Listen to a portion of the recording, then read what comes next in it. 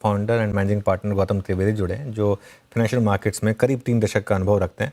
Goldman सैक्स, DSP Merrill Lynch, CLSA जैसी संस्थाओं के साथ जुड़े हुए हैं और अब अपनी एक खुद की एक एंटरप्रेन्योरशिप जर्नी में शामिल है। Gautam ji, good morning. काफ़ी वॉलेटिलिटी रही है ट्रम्प साहब की वजह से मार्केट में।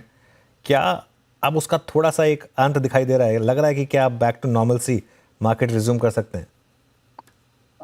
अनुज, आपकी बात सही है कि मुझे लगता है कि जिस तरह से पिछले 10 दिनों की वॉलेटिलिटी थी उसकी कई लोगों को यहाँ लगा कि अभी ये मार्केट और भी गिर सकता है, लेकिन मुझे लगता है कि जिस तरह से पिछले 2 या 3 दिनों में ट्रेडिंग डेज की बात कर रहा हूँ, ट्रेडिंग दिनों में जब यूएस और बाकी विश्व में स्टेबिलिटी आ गई है एक्विटी मार्केट्स में, इस उसका प्रभाव आज हम देख रहे हैं इंडिया की मार्केट में। मुझे को लगता है कि यहाँ से इंडिया जो अपनी सरकार, जो भारत सरकार ये चुनौती और ये अपॉर्चुनिटी ले सही सही तरीके से, तो मुझे लगता है कि इंडिया का ये टैरिफ वॉर में, ग्लोबल टैरिफ वॉर में बहुत बड़े उपाय पे, बहुत बड़े लेवल पे फायदा हो सकता है।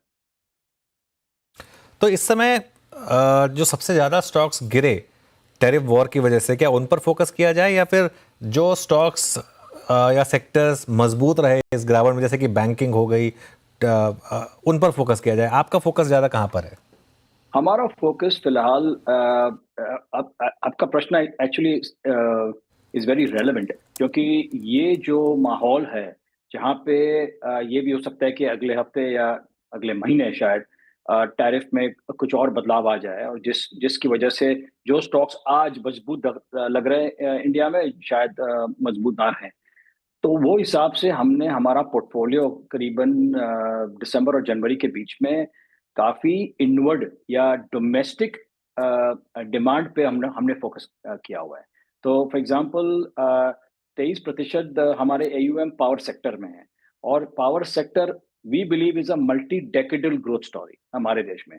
जिस तरह से सरकार का जो फोकस है, मोदी सरकार का फोकस है बिजली पे, और वो विंड हो, सोलर हो या थर्मल एनर्जी हो, तीनों पे सरकार का फोकस है। तो जहाँ वो एक ऐसा सेक्टर है जहाँ पे हमें लगता है कि करीबन आने वाले 10 से 15 सालों तक लगातार तेजी रहेगी। तेजी मतलब डिमांड रहेगा। तो हमने ये किया है जो आपने बताया कि डोमेस्टिक सेक्टर में बैंक्स भी आ गए, बिकॉज बैंक्स का तो कोई एक्सपोर्ट बिजनेस नहीं होता है, तो वो भी है। और ट्रैवल एंड टूरिज्म में इनबाउंड विद इन इंडिया की बात कर रहा हूँ, नॉट आउट गोइंग ट्रैवल या इनकमिंग, मैं सिर्फ इंडिया के अंदर की बात कर रहा हूँ। तो ये ट्रैवल एंड टूरिज्म में भी हमारा काफी फोकस रहा है। सो ओवरऑल ये नहीं कहूंगा कि डिफेंसिव पोर्टफोलियो है, मैं कहूंगा कि पोर्टफोलियो हमने रिस्ट्रक्चर किया है to make it more focused on domestic demand. अच्छा गौतम जी, एक सिंस आप हैं तो हम इस मौके का इस्तेमाल इस बात को भी करना चाहेंगे। ये जो लास्ट वीक टैरिफ्स लगे, उसके बाद फिर उसको डेफर कर दिया गया, उसके बाद सर्टेन आइटम्स अगर आप देखें उसको हटा लिया गया। आप ये कहेंगे कि द शार्पेस्ट, और जो जिसने शार्पेस्ट प्राइस डैमेज किया या जो कर सकता था इस पूरे दौर में, वो फेस जा चुका है क्या? अब जो ट्रम्प है वो डैमेज कंट्रोल में लगे हुए हैं। आप ये क्या, वो एटलीस्ट प्राइस को एक सपोर्ट ही देगा, आप ये मानते हैं क्या? नहीं, ये बात मुझे भी लगता है कि शायद व्हाइट हाउस में ट्रम्प एडमिनिस्ट्रेशन को लगा होगा कि जिस तरह से मार्केट में गिरावट आई, वो भी अमेरिकन मार्केट की बात कर रहा हूँ, ग्लोबल मार्केट की बात नहीं कर रहा हूँ। जो आप देखिए अप्रैल 2 और अप्रैल 8 के बीच में S&P 500 जो उनका बेंचमार्क इंडेक्स है, वो करीबन 12% गिर गया। और टोटल जो मार्केट कैप लॉस हुआ वो $7.5 ट्रिलियन का लॉस हुआ, नॉट बिलियन, ट्रिलियन की बात कर रहा हूँ।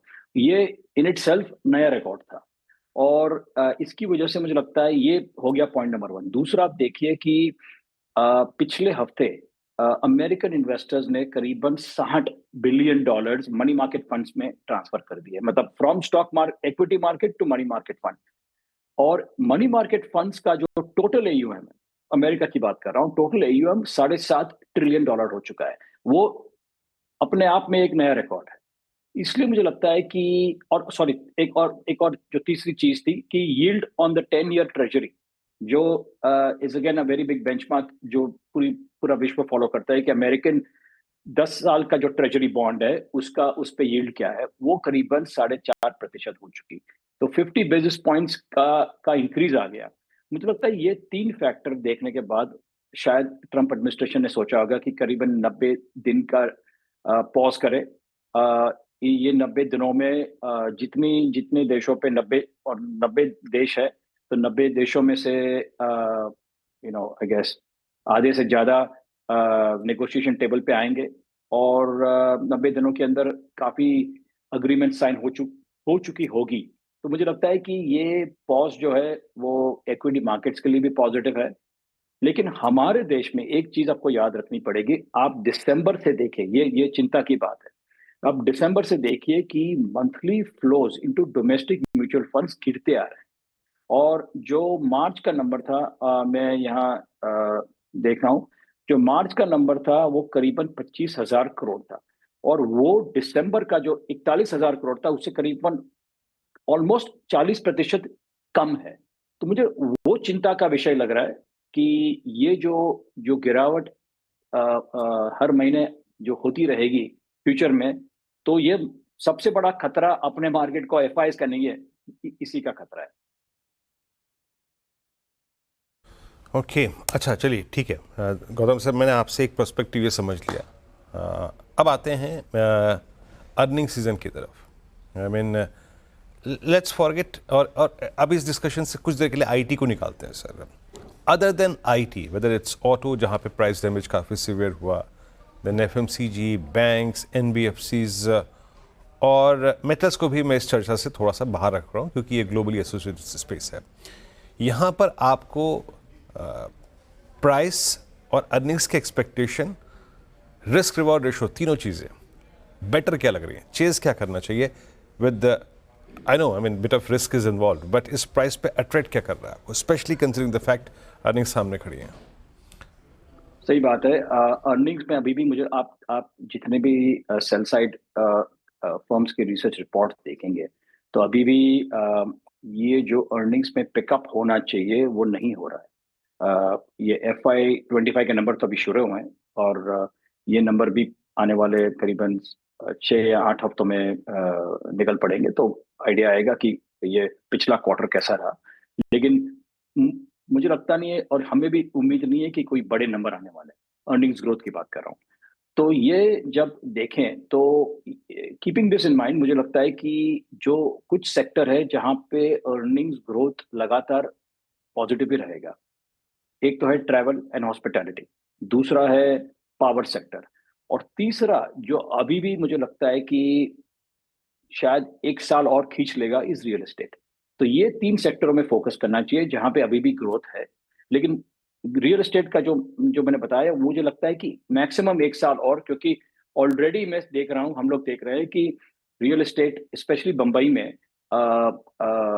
सेल्स स्लो डाउन शुरू हो चुका है। लेकिन मुझे लगता है कि 1 साल और शायद ये सेक्टर पॉजिटिव अर्निंग्स ग्रोथ दे सके। उसके बाद देखना पड़ेगा जीडीपी ग्रोथ और ओवरऑल पर कैपिटा इनकम पे क्या असर आता है। बिल्कुल, रियल एस्टेट का स्लो डाउन बिल्कुल सही कहा आपने, दिख रहा है। आई थिंक गुड़गांव को छोड़कर बाकी सभी मार्केट में दिख रहा होगा, वहाँ थोड़ी सी अलग ही मार्केट है, तो वो अलग इम्पैक्ट है। लेकिन खैर इसके अलावा एक दो स्पेसेस और जहाँ पर अच्छे मूव्स रहे हैं, जैसे कि आज बीएससी का स्टॉक में शानदार मोमेंटम है। ये market participant stocks, defence, railways, ये काफ़ी करेक्ट हुए थे, अब इनमें वापस एक मोमेंटम बिल्ड होना शुरू हुआ है।